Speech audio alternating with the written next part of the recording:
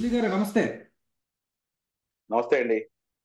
Sir మనకి జగన్మోహన్ రెడ్డి గారు నా ఎస్సీలు నా బీసీలు నా మైనారిటీలు అంటూ మంచి స్ట్రాటజిక్ గా చెప్తారు, కానీ కట్ చేస్తే దస్తగిరి ఏకంగా ఆయన స్టోరీ చూస్తే నిజంగా నాకు చాలా బాధ బాధ కలుగుతుంది. దేనికంటే ఒకటి, ఆయన సరే ఎవరు చేయించారు ఒక్క నిమిషం పక్కన పెడితే వాళ్ళ దస్తగిరి జగనే ఉన్నాడని చెప్పి బయటకు వచ్చి చెప్పేశాడు. చాలా పెద్ద బ్యానర్ ఐటమ్ అయింది. ఆయన ఒక సినిమా తీయచ్చేమో దస్తగిరి అని టైటిల్ పెట్టి, అంత చాలా పిచ్చి. సినిమాలు తీయవచ్చు సార్. ఆ, అదే. ఆ, సో అలా ఏంటి సార్ అసలు ఈ దస్తగిరి ఎపిసోడ్ మీరు చూసే కోణం ఏంటి అసలు కొంచెం వివరించండి. ఆ, ఒకటి సార్, ఇందులో నేను మీకు ఏమైనా మాట్లాడక ముందు, దస్తగీర్ నిజంగా ఇతను ఏంటంటే ఒక ముస్లిం అండి, ముస్లిం మైనారిటీ వర్గానికి చెందినటువంటి వ్యక్తి. నేను ఎందుకు ఒక మతం పేరు తీసుకొని నేను ఎందుకు స్టార్ట్ చేస్తున్నానంటే, చాలా స్పష్టంగా మన ఏదైతే దివ్య ఖురాన్ ఉందో, దివ్య ఖురాన్ లో ఒక ఉపమానం ఉందండి. అదేంటంటే తామరున బిల్ మారూఫి తన్హోన అనిల్ మున్కర్. అంటే ఏదైతే మంచి పనులు ఉన్నాయో ఆ మంచి పనిలో మీరు తోడ్పాటును అందించండి, ఏదైతే చెడ్డ పని ఉందో ఆ చెడ్డ పనిని మీరు వాటికి దూరంగా ఉండండి అని చెప్పింది. Number one. నంబర్ టూ, అదే ప్రవక్త ముహమ్మద్ సల్లాహు సలం గారు ఇస్తున్నటువంటి ఇంకో ఉపమానం ఏంటంటే, ఎక్కడైనా కానీ చెడు జరుగుతుంటే కనుక దానికి మూడు స్టేజెస్ ఇచ్చారు. ఒకటి, దాన్ని చేత్తో అయినా కానీ ఆపే ప్రయత్నం చేయండి, లేకపోతే కనుక కనీసం నోటి ద్వారా అయినా కానీ దాన్ని ఆపే ప్రయత్నం చేయండి, లాస్ట్ కనీసం మనసులో అయినా కానీ అరే ఇది జరుగుతుంది తప్పు కదా అని చెప్పేసి. ఈ రోజు దీని మాధ్యమం ద్వారా నేను ఈ రోజు ఎవరైతే వైఎస్ఆర్ కాంగ్రెస్ పార్టీ లేకపోతే జగన్మోహన్ రెడ్డి గారికి మనం అమితంగా అభిమానించే ఎవరైతే నా సామాజిక వర్గంలో ఉన్నటువంటి మిత్రులు ఎవరైతే ఉన్నారో వాళ్ళందరికీ నేను దస్తగిరికి ఒక ఉదాహరణగా చూపించాలనుకుంటున్నాను.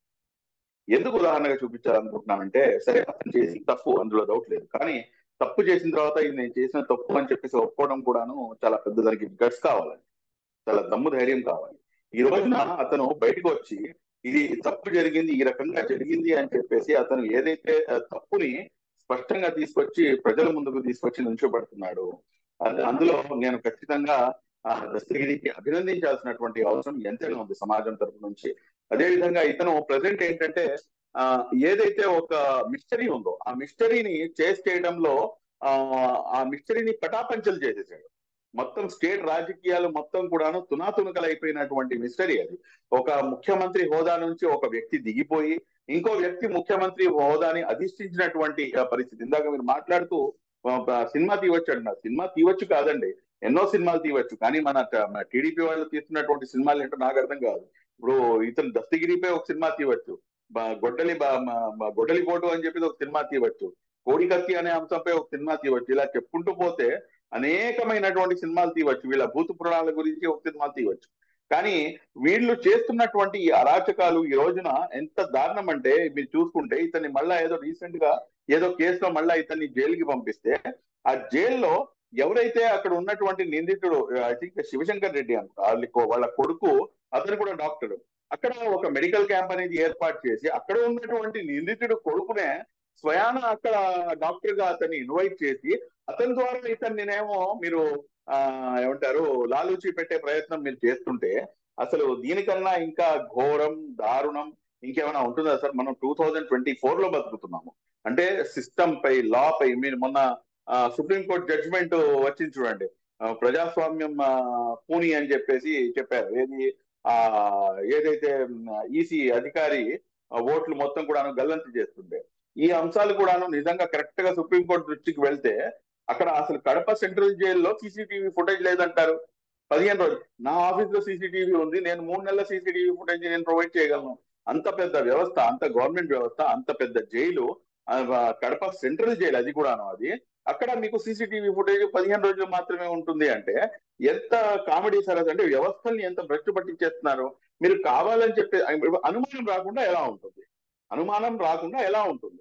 ఒకటి, అక్కడ ఉన్నటువంటి నిందితుడు కొడుకునే మీరు డాక్టర్ గా మీరు పిలిపించడం, అతను వచ్చేసి ఇతన్నేమో మీరు ఏమంటారు 20 కోట్ల రూపాయలు ఇస్తామని చెప్పేసి అతనికి ఆఫర్ చేయటము, దాని తర్వాత మళ్ళీ బయటకు వచ్చి ఇతను చెప్పటం, దాని తర్వాత మళ్ళా మీడియా వచ్చేసి అప్రోచ్ అయ్యి సీసీటీవీ ఫుటేజ్ గురించి వెళ్తే 15 రోజులు సీసీటీవీ ఫుటేజ్ మాత్రమే ఉంటుంది అని చెప్పేసి చెప్పడం, ఇదంతా చూస్తుంటే ఆ ఒక సామాన్య ప్రజలకు కూడాను అనుమానం రేకెత్తిస్తుంది కదా ఇష్యూ అనేది. కాబట్టి ఇందులో చాలా స్పష్టంగా ఈ రోజు ఈనాడు పేపర్ చూసుకుంటే కనుక ఈనాడులో కూడా వచ్చింది, వివేక హత్య వెనుక జగన్ అని చెప్పేసి, పులివెందులలో ఓటు అడిగే హక్కు ఆయనకు లేదు, అప్రూవల్ గా మారడంతో నన్ను బెదిరిస్తున్నారు, జైలులో జరిగిన సంఘటనపై విచారణ చేయాలి, తెలుగు రాష్ట్రాల హైకోర్టు ప్రధాన న్యాయమూర్తులకు సిబిఐకి దస్తగిరి లేఖ. అంటే న్యాయ వ్యవస్థ ఎక్కడి నుంచి ఎక్కడికి, ఎక్కడి నుంచి ఎక్కడికి, ఏ విధంగా ఆ న్యాయ వ్యవస్థల్ని వాడుకొని ఈ రోజు వైఎస్ జగన్మోహన్ రెడ్డి గారు ముఖ్యమంత్రి అయ్యారనేది మనం ఒకసారి గమనించాలి సార్. ఇక్కడ మీరు ఇంకో అంశం మీరు చూడండి, నారా చంద్రబాబు నాయుడు గారు అప్పుడు, నారా చంద్రబాబు నాయుడు గారిపై మీరు స్పష్టంగా ఇచ్చినటువంటి అంశం ఏమిటంటే నారాసుర రక్త చరిత్ర, అంటే ఒక నిందన మోపారు. యాక్చువల్ గా ఈయనకి అసలు దూరం దూరం దాకా 0.0001% కూడాను ఈ doesn't have any kind of affiliation with issues. ఈ ఇష్యూతో అసలు ఎటువంటి సంబంధమే లేదు. అది సంబంధం లేకపోయినా కానీ ఆయనపై నిందన మోసి సాక్షి పత్రికలో, మీ పత్రికలో ఒక పతాక శీర్షికలో మీరు నారాసుర రక్త చరిత్ర అని చెప్పేసి నారా చంద్రబాబు నాయుడు గారి ఫోటో పెట్టి ఆయన చేతిలో గొడ్డలి పెట్టి ఈ రోజున మీరు దాన్ని అడ్డం పెట్టుకొని ఆ సింపతితో మీరు ముఖ్యమంత్రి పీఠాన్ని అధిష్ఠించి మళ్ళా దానిపై ఎవరు మాట్లాడకూడదు అని చెప్పేసి కోర్టులకు వెళ్ళి మీరు స్టేజ్ తీసుకొచ్చారు. మళ్ళా ఈ రోజున ప్రజలకి ఏమని చెప్పేసి సమాధానం ఇవన్నీ కూడా ముందుకు వస్తుంటే నిజంగా ప్రజాస్వామ్యం అవుతుందా అని చెప్పేసి అనేది రేజవుతుంది. కాబట్టి ఇప్పటికైనా కానీ వ్యవస్థలపై మాకు ఇప్పటికీ నమ్మకం ఉంది, ఉండాల్సినటువంటి అవసరం ఉంది. సరే, మధ్య మధ్యలో కొన్ని కొన్ని ఇష్యూస్ అయితే జరుగుతూ ఉంటాయి.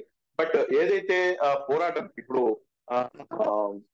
దస్తగిరి చేస్తున్నారో ఆ పోరాటానికి కనీసం అతనికి మద్దతు ఏ రకంగా కూడా మనం చేయలేము. బట్ స్టిల్ ఏంటంటే ఒక మోరల్ సపోర్ట్ గా ఖచ్చితంగా అతనికి వెన్నట్టుగా బాసటగా ఉండాల్సినటువంటి బాధ్యత ఆంధ్ర రాష్ట్రంలో ఉన్నటువంటి 5 కోట్ల ప్రజానికానికి. ఓకే సార్, మీలాంటి వారు దస్తగిరి అనే టైటిల్ కూడా రిజిస్టర్ చేస్తే బాగుంటుందేమో. సినిమా అవుతుంది. ధన్యవాదాలండి.